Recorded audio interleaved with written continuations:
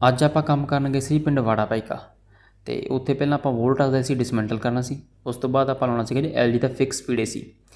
LG ਨੇ ਐਤਕੀ ਇਹ ਫਿਕਸ ਸਪੀਡ ਏਸੀ ਨਵਾਂ ਕੱਢਿਆ ਜੀ, ਅਤੇ ਆਪਾਂ ਇਹਦਾ ਪਹਿਲਾਂ ਇੰਡੋਰ ਫਿੱਟ ਕੀਤਾ ਅਤੇ ਉਸ ਤੋਂ ਬਾਅਦ ਜਾਇਜ਼ਾ ਲਿਆ ਆਪਾਂ ਆਊਟਡੋਰ ਦਾ ਵੀ। ਅਤੇ ਆਊਟਡੋਰ ਵਿੱਚ ਸੀਗੇ 2.5 ਰੋ ਕੰਡੈਂਸਰ।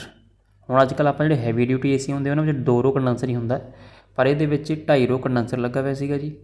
ਅਤੇ ਏਸੀ ਪੂਰਾ ਵਧੀਆ ਹੈਵੀ ਬਣਿਆ ਹੋਇਆ ਸੀ, ਇੰਡੋਰ ਵੀ ਪੂਰਾ ਹੈਵੀ ਸੀ ਅਤੇ ਆਊਟਡੋਰ ਵੀ ਪੂਰਾ ਹੈਵੀ ਸੀ। ਪਹਿਲਾਂ LG ਦੇ ਏਸੀ ਇਨਵਰਟਰ ਡੀਜ਼ਲ ਇਨਵਰਟਰ ਵਿੱਚ ਤਾਂ ਆਉਂਦੇ ਸੀ ਪੂਰੇ ਵਧੀਆ ਕੁਆਲਿਟੀ ਦੇ ਵਿੱਚ, ਅਤੇ ਹੁਣ ਇਹਨਾਂ ਨੇ ਫਿਕਸ ਸਪੀਡ ਵੀ ਨਵਾਂ ਕੱਢਿਆ, ਉਹ ਵੀ ਪੂਰਾ ਹੈਵੀ ਕੁਆਲਿਟੀ 'ਚ ਕੱਢਿਆ ਅਤੇ ਬਹੁਤ ਵਧੀਆ ਹੈਵੀ ਏਸੀ ਬਣਿਆ ਹੋਇਆ ਸੀਗਾ ਜੀ। ਅਤੇ ਫਾਈਨਲ ਲੁੱਕ ਆ ਗਈ ਸੀ ਆਪਣੇ ਏਸੀ ਦੀ ਫਿੱਟ ਕਰਨ ਤੋਂ ਬਾਅਦ।